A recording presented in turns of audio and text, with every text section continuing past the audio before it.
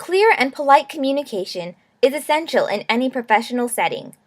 As a researcher, you will need to interact with a variety of people in both oral and written forms. In this video, you will learn how to write polite emails with proper etiquette and maintain professional oral communication. Let's get started. Email is one of the primary ways of communicating professionally.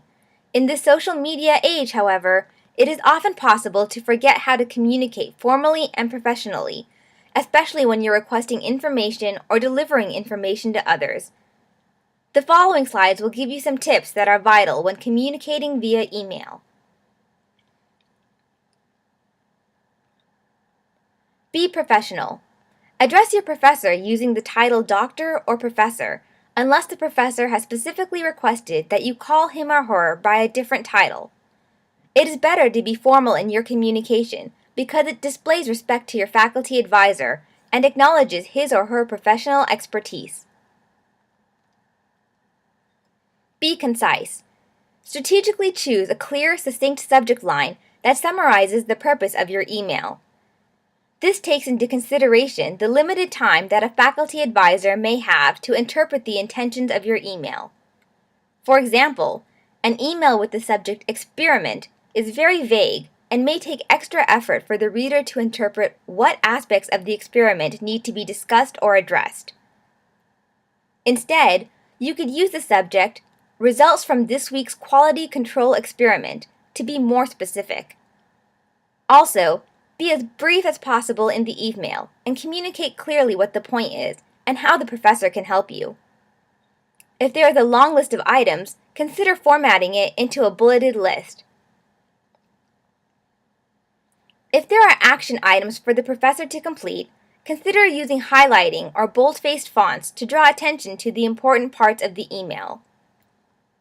Do not use all capital letters, since this is considered to be shouting via email.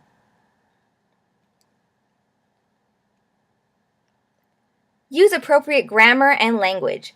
The wording of emails has to be professional, so professors understand that you are serious about research and committed to the project. Using slang, poor spelling, and inappropriate abbreviations such as OMG are indirect signs that a student researcher doesn't take the research experience seriously or doesn't realize the unique opportunity that he or she has to conduct quality undergraduate research with the professional. Getting into the habit of using good grammar, capitalization, and punctuation will go a long way in preparing you for professional success. Be careful and deliberate about the wording you use in emails to professors, since email is a permanent reminder of your communication to another person. Sending reminders. If there are deliverables on the part of the professor, be sure to use deadlines in order to ensure that progress is made. It may be necessary to follow up on these items more than once.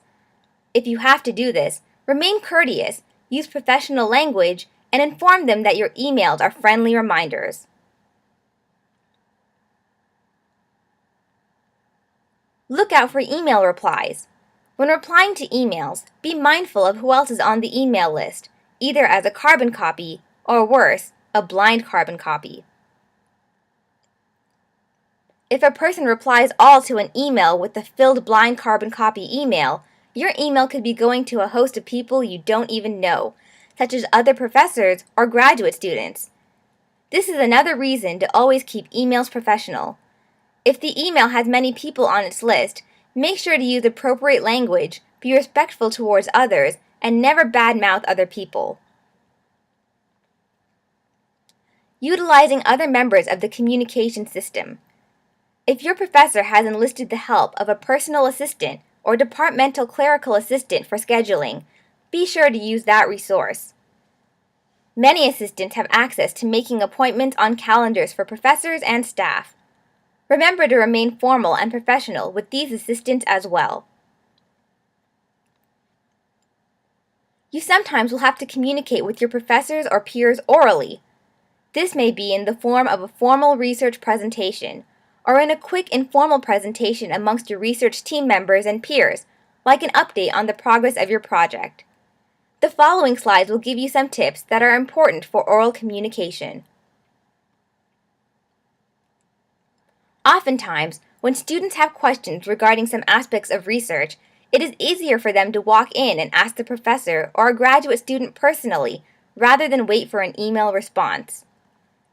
In cases like these, make sure you write down anything that is communicated to you verbally so that you can follow through with the action items after the meeting. This will come in handy in case you forget some facts or need them for future reference.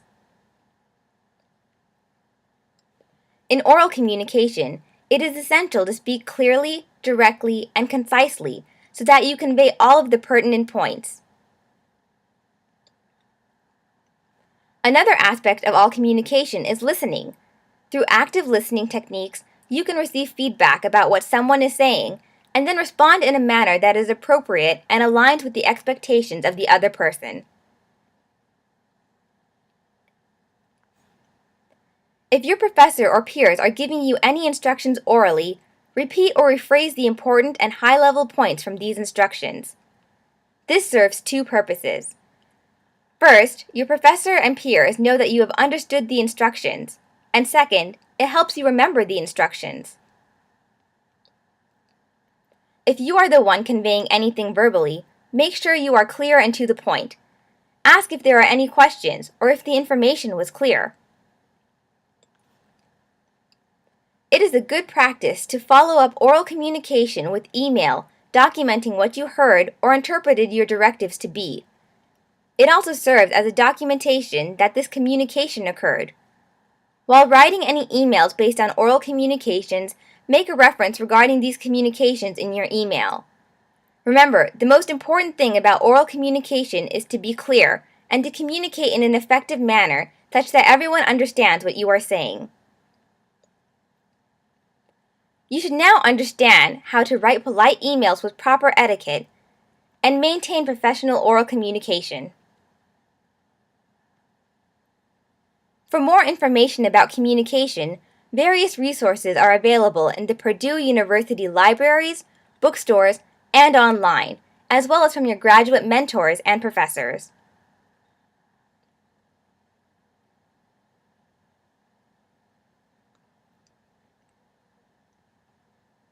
We hope you enjoyed communication methods. Thank you for watching.